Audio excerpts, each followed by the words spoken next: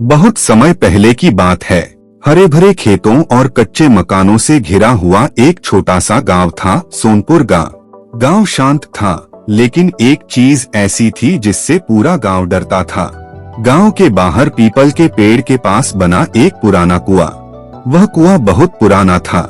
उसकी दीवारें काली पड़ चुकी थीं, ऊपर काई जमी रहती थी और रात में वहां से अजीब अजीब आवाजें आती थीं।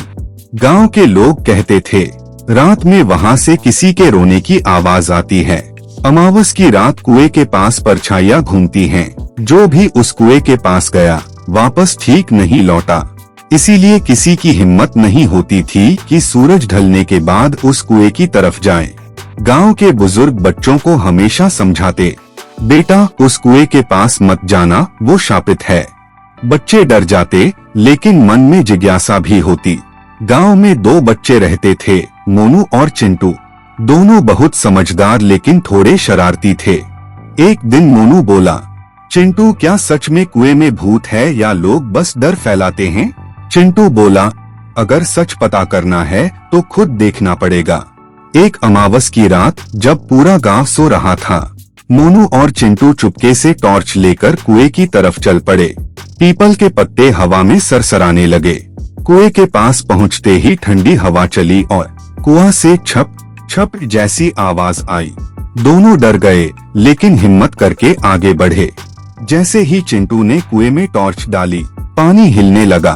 अजीब सी गूंज आई, किसी के कराहने जैसी आवाज सुनाई दी। मोनू कांपते हुए बोला, चलो भाग चलते हैं। तभी उन्हें कुएं के पास एक बूढ़ा आदमी दिखा। बूढ़े ने कहा, डरो मत बच्चों, मैं ही इस कुएं का सच जानता हूँ। दोनों हैरान रह गए।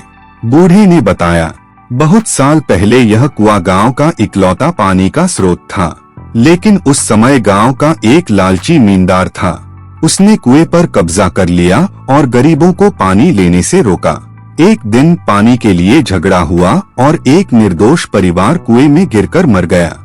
गांव वालों ने डर के मारे सच्चाई छिपा ली। तब से कुआं सूखने लगा, पानी बदबूदार हो गया और हवा चलने पर गूंज पैदा होने लगी। लोगों ने इसे भूत का डर समझ लिया। बूढ़े ने कहा, डर भूत का नहीं था, डर सच्चाई का था।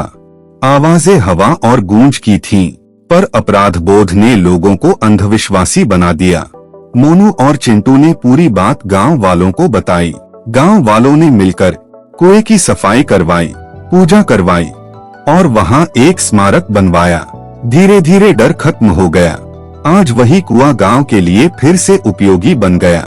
अब वहां से डर नहीं, बल्कि सीख मिलती है। डर अक्सर अज्ञान और अपराध बोध से पैदा होता है। सच्चाई जानने से डर खत्म हो जाता है। अंधविश्वास से नहीं, समझदारी से समस्याएं सुलझती हैं।